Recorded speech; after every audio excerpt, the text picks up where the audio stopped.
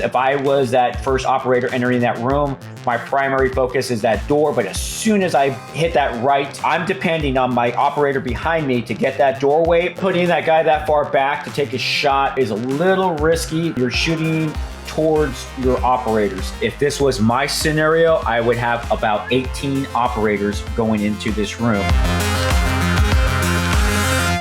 I'm already loving this because my SWAT team, we use the Sig Sauer MCX rifle. So right off the bat, I'm already in love with this. The MCX rifle is an awesome rifle. We have to secure and evac the women that are inside the structure. So the females in there are no shoots. And then the enemy is all around us. This door is locked. So we're gonna move an explosive breacher up.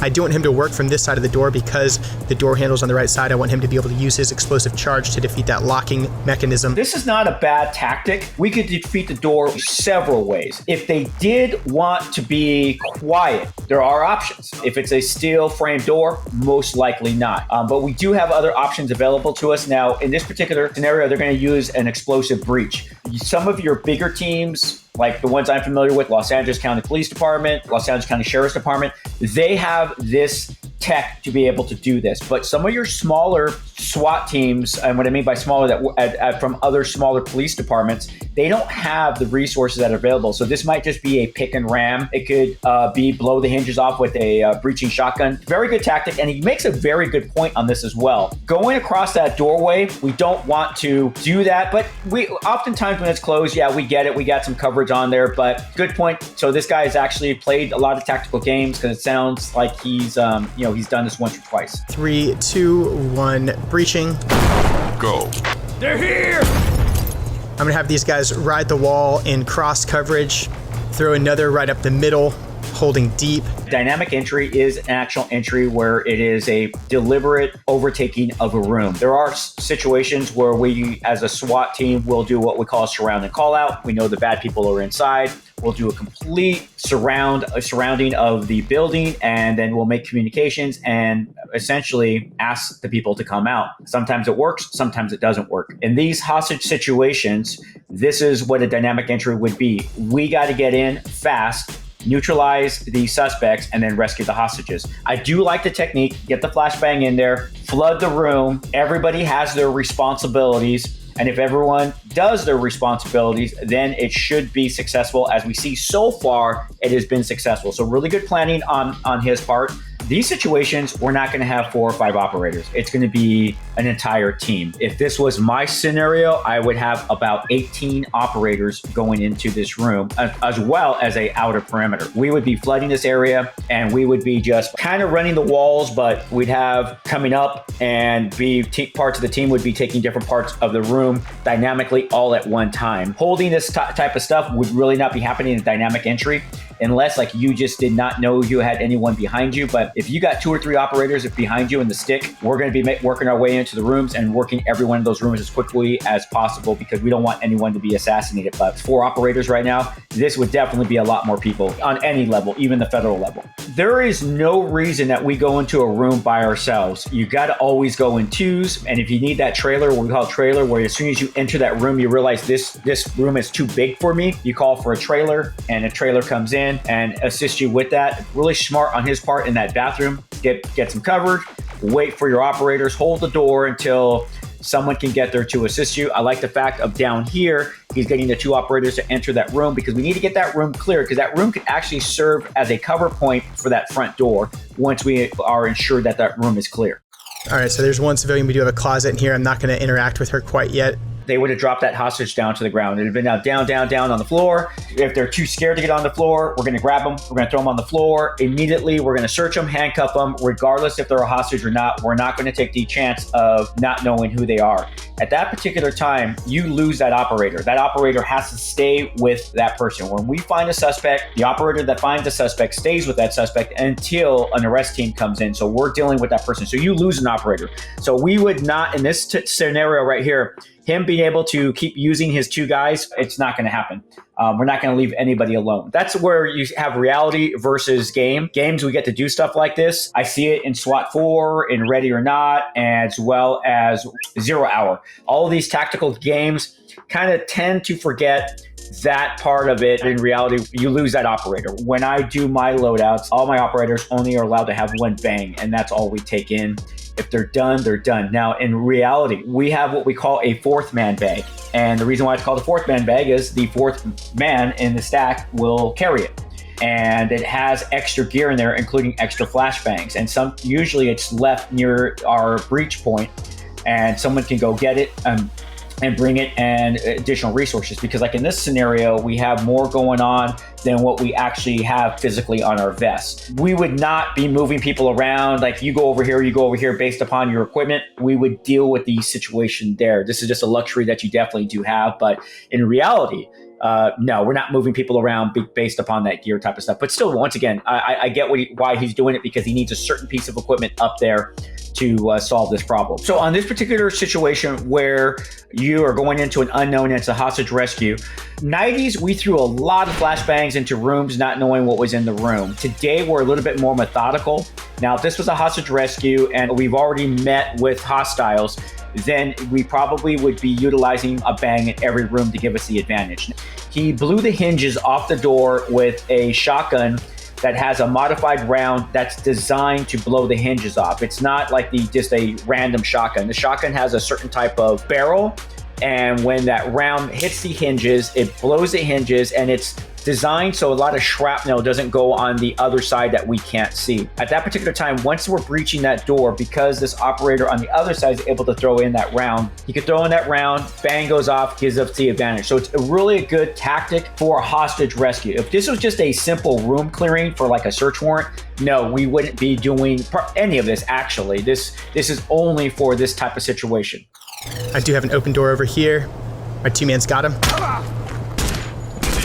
I took one casualty, got shot in the back because we didn't have a good angle. In reality, we have a down operator. We'd be flooding that room we'd be putting rounds into that door, at least into the frame of the door, especially if we can't see where it came from, to get that guy to bed down.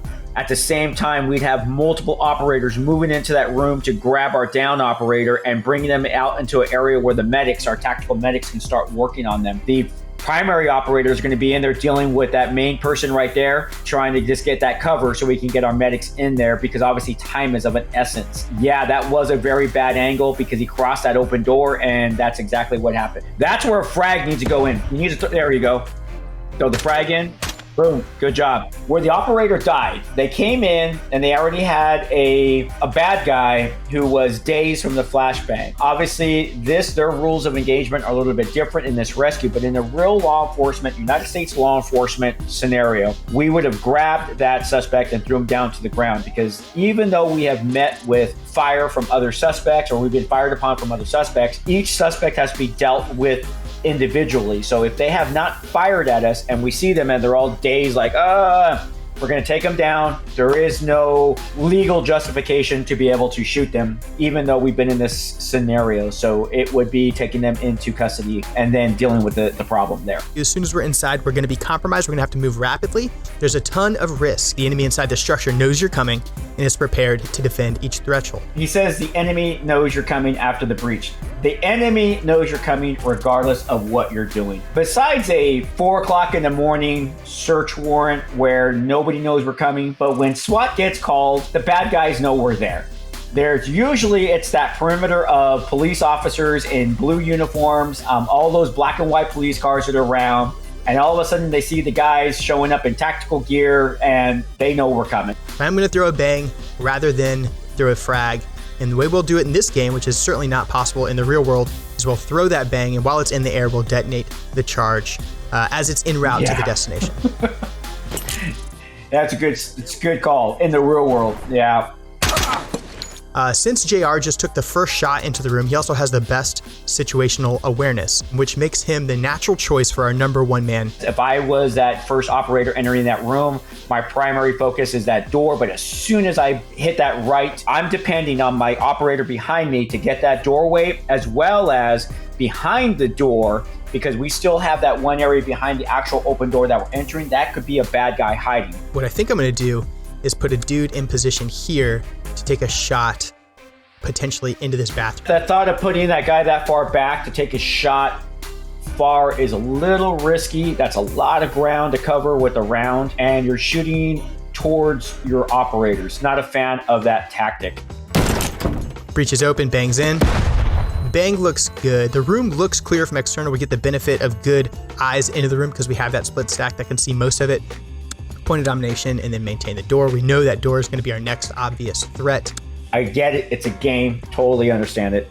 But he gets the virtue of being able to say there's a door there, that when that door gets breached and you go in, you don't know what other doors you have until you get there, or if it's open or closed. The person that enters that room will be calling it out. I got an open door to the right, open door to the left, closed door, whatever that may be. I got a T intersection, that type of stuff. That hall boss is really the one that's calling it out. It's great that you can tactically do that, but in reality, the operators would just be flowing into that room and dealing with the situation that comes up. That's just the reality. That's why SWAT operations, tactical operations are just so risky, because you just don't know what's on the other side. We'll go ahead and get a bang into this next one. That's a hell of an operator to throw a bang through one room through another. We just saw me do is trace all the way across here. This is a super dangerous move.